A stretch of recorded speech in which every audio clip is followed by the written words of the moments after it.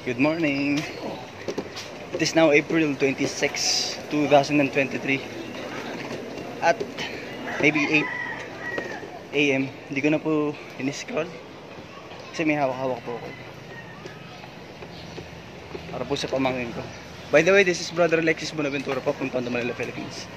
Fellow truth speaker, scamdemic exposer, sawa tulong po ng Diyos Ama at ng Panginoong Kristo.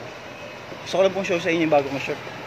Scamdemic, Bakulam 666, Free Detox, Ask Me How, etc. Ay, sorry. Yun lang po. Kasi parang yung dati po, COVID scam, never accept any vaccine. Masyado na pong ano na yun. Yung short na yun eh.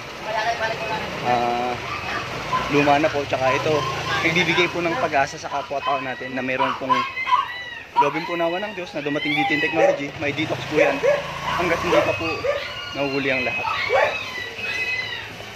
Pag-asa, ilaw sa pananampalataya na gumagawa sa pamamagitan ng pag-ibig.